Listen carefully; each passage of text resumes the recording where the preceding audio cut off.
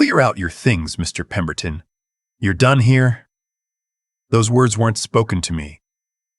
They were spoken to my son-in-law, the man who, 40 minutes earlier, had called me a confused old retiree who'd stumbled into the wrong floor of a downtown Toronto office tower. The man who'd laughed, loudly, in front of 14 of his colleagues. I'm 63 years old. I drive a 2009 Civic with a cracked dashboard and a heater that takes 10 minutes to get going in January. I wear flannel most days. I retired early from the trades, 31 years as a licensed electrician, the last 12 running my own contracting company before I sold it. I don't look like money. I never have. And I stopped caring about that a long time ago. My son-in-law never stopped caring about it. That was always his problem. My daughter Nora met Pemberton at a work event. She was 28, doing project coordination for a civil engineering firm in Mississauga.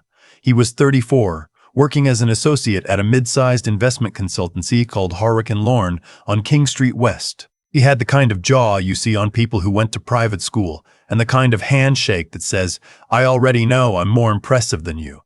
I didn't dislike him right away. That would be unfair. He was charming enough at first, brought wine when they came for Sunday dinners, asked me questions about my work with what felt like genuine curiosity. I thought maybe I was being the protective father. My wife Joanne nudged me under the table one night and whispered, "Give him a chance." So I did. They got married in the fall. The wedding was at a venue north of Barrie, lakefront, rented. Beautiful day.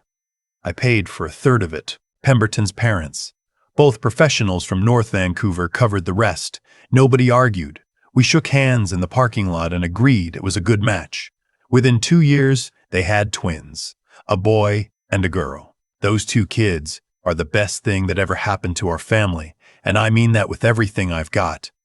What I didn't know, what none of us knew yet, was that by the time those babies were 14 months old, Pemberton had already started pulling away from Nora in every way that matters.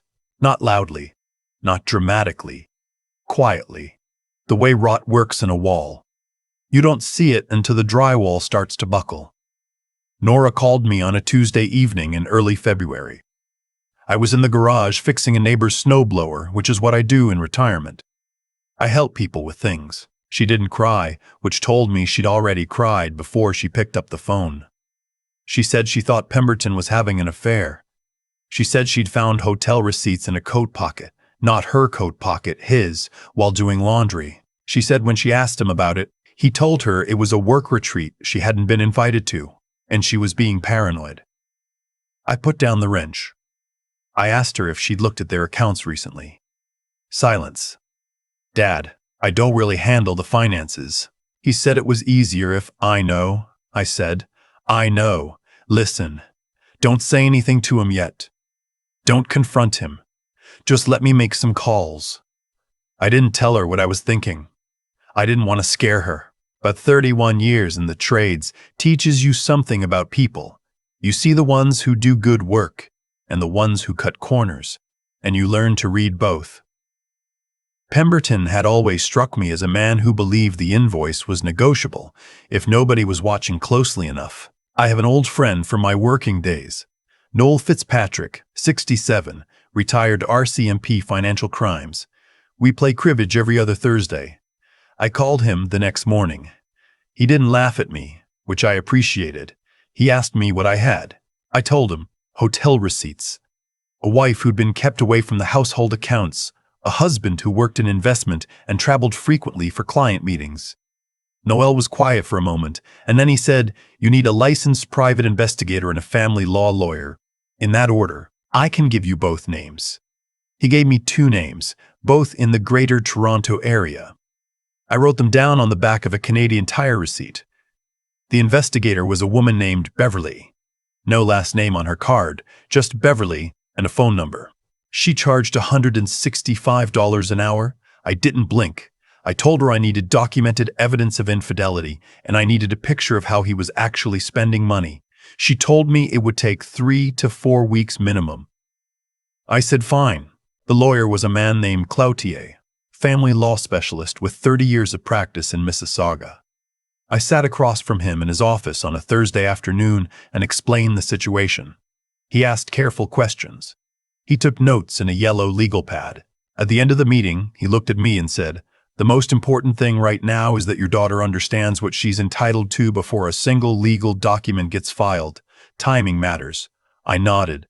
I thanked him. I went home and didn't sleep well, which is normal for me when I'm working through a problem. 3 weeks later, Beverly called. She had photographs. She had records of a lease. Pemberton had been co-signing on an apartment in Liberty Village for 17 months. He had a credit card Nora didn't know existed.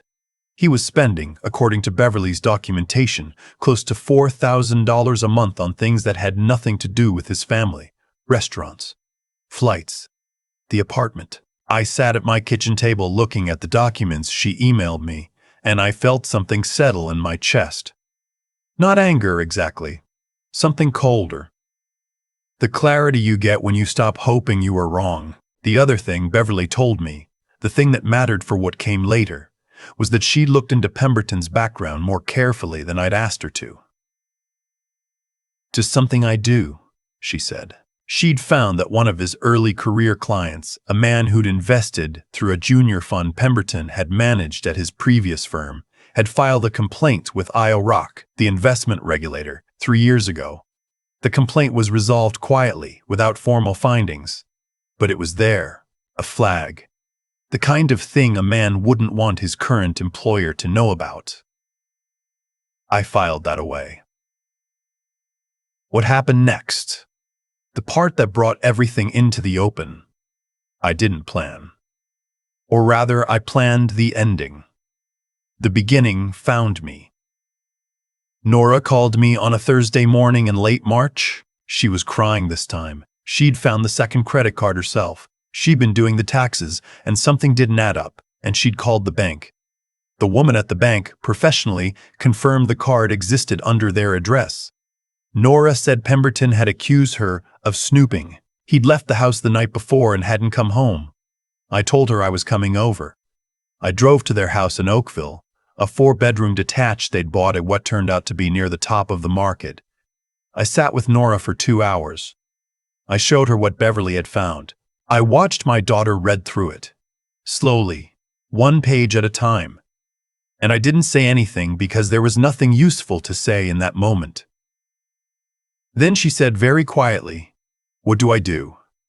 I told her about Cloutier. I told her she needed to speak to him before she said another word to Pemberton about any of it. I told her the documents were hers now and she should put them somewhere he couldn't access. What I didn't tell her was what I was going to do next. She had enough to carry. I knew where Harwick and Lorne was. I'd been there once. Pemberton had invited me to some cocktail reception for clients and their families about a year into him working there. He'd introduced me, briefly, to a few people and then moved away to work the room. I'd stood near the window eating cheese and talking to a very pleasant woman from accounting who told me she was from Cape Breton originally. I'd driven home thinking, well, this is his world, not mine. But I remembered the office. 22nd floor. Receptionist with a headset. Long hallway of glass-walled meeting rooms. I also remembered from that same cocktail evening being briefly introduced to a man named Callum Strathmore, managing director. Gray-haired, maybe 55. The kind of quiet confidence that doesn't need to fill a room. We'd spoken for about 4 minutes. He'd asked what I'd done before retiring, and I told him about the contracting company, and he'd asked some intelligent questions about commercial project management. That was it. 4 minutes. But I'd looked him up before I drove downtown that Thursday afternoon.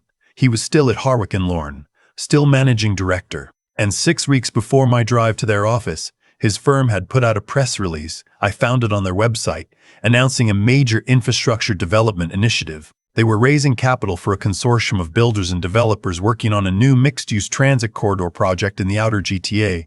$40 million raise. Institutional and high-net-worth investors only. Now, here's something I haven't mentioned yet. When I sold my contracting company 11 years ago, I did well. Not spectacularly, but well. I've been careful with that money. GIC ladders, a balanced portfolio through my financial advisor at RBC, some property. Uncomfortable. More than comfortable. But I don't advertise it.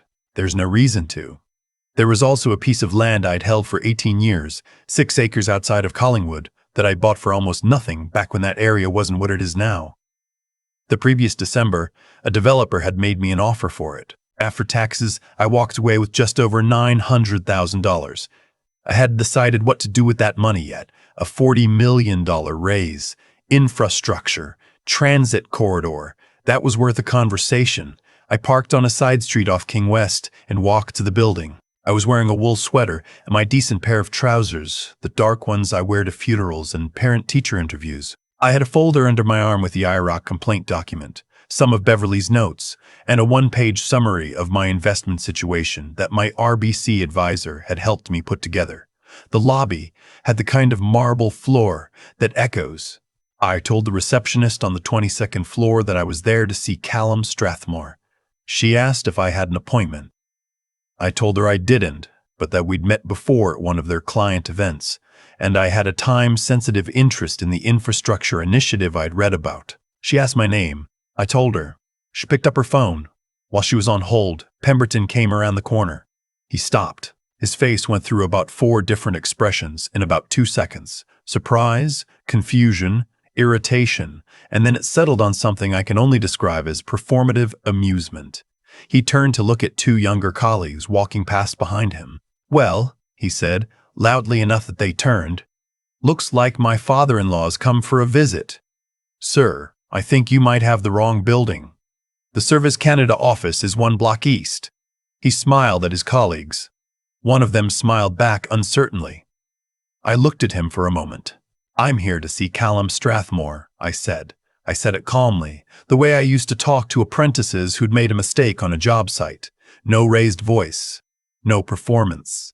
Pemberton's smile didn't move, but something in his eyes shifted. "Mr. Strathmore's very busy," he said.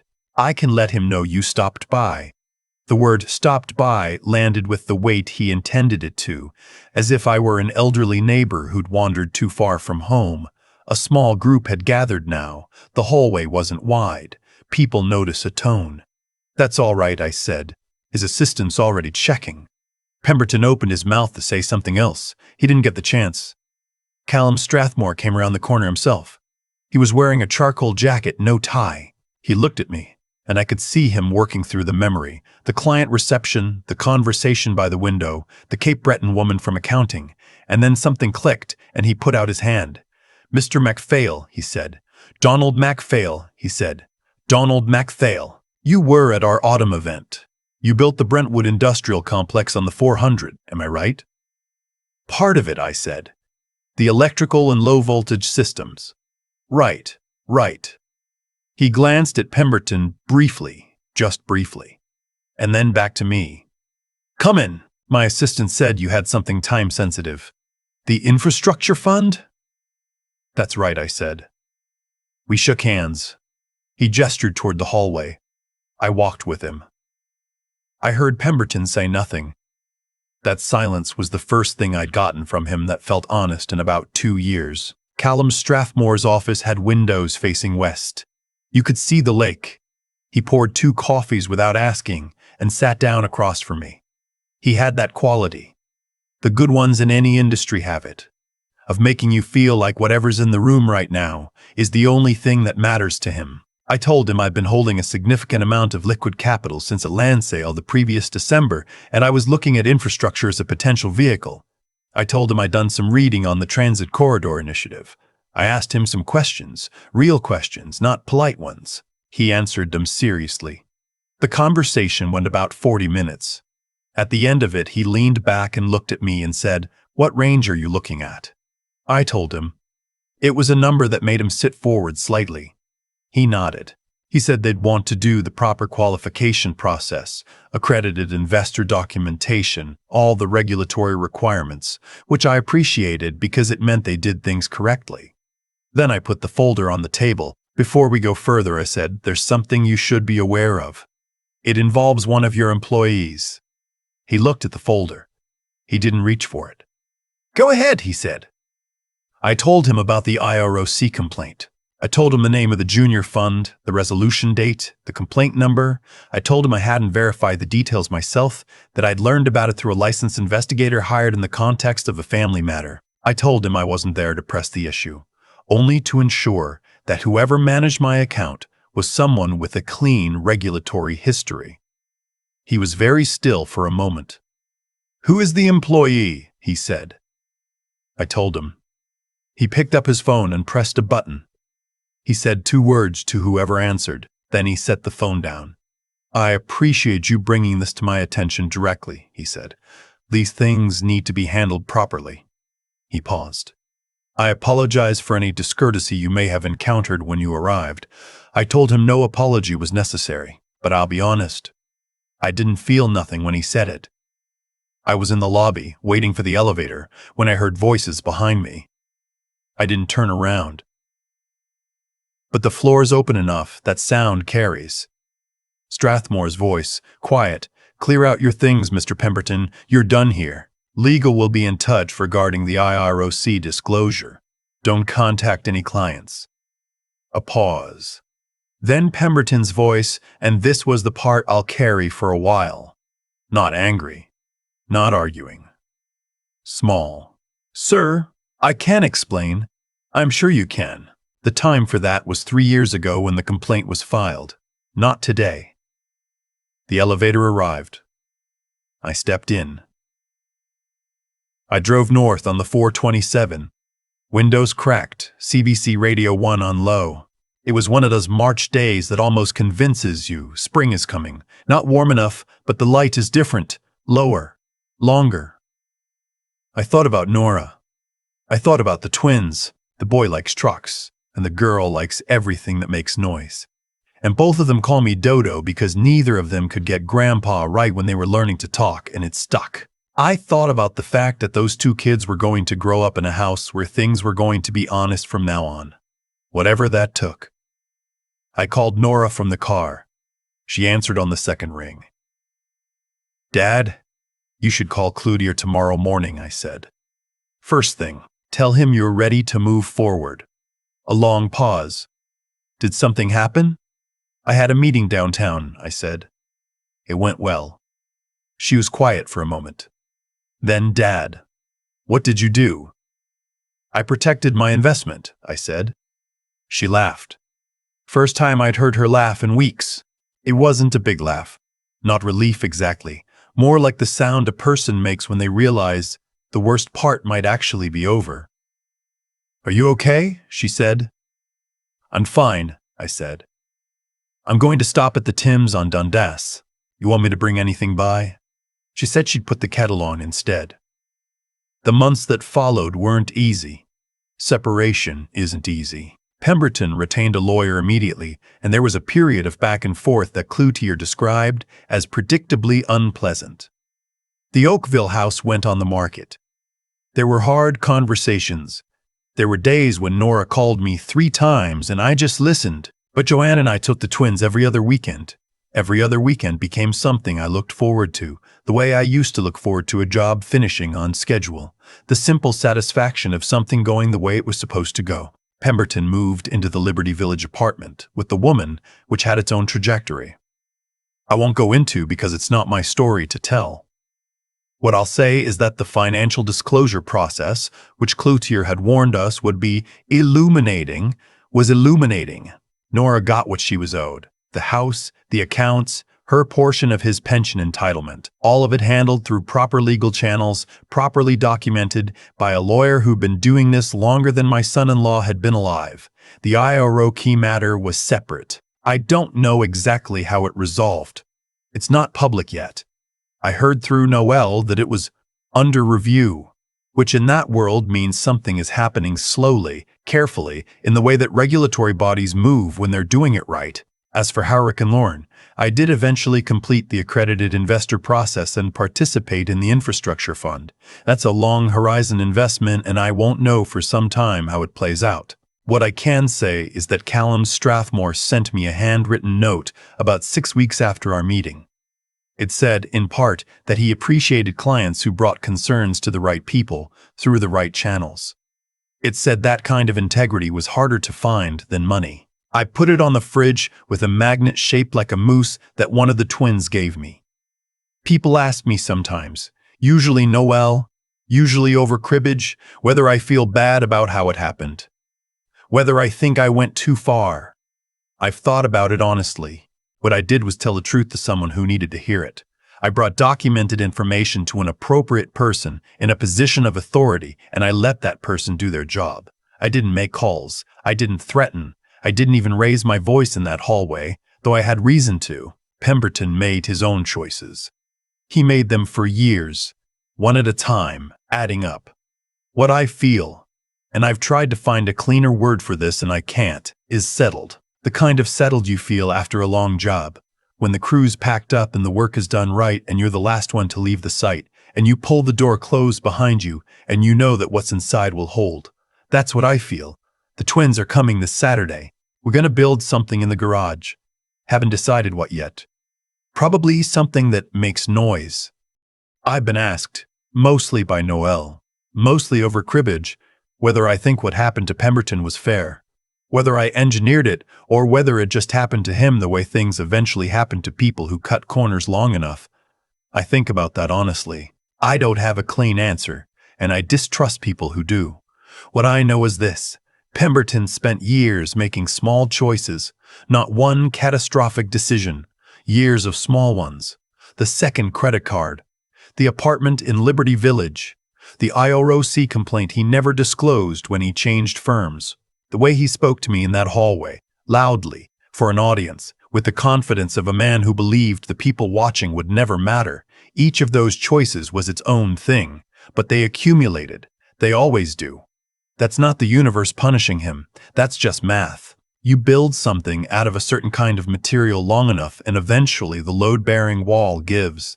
I've worked with materials my whole career.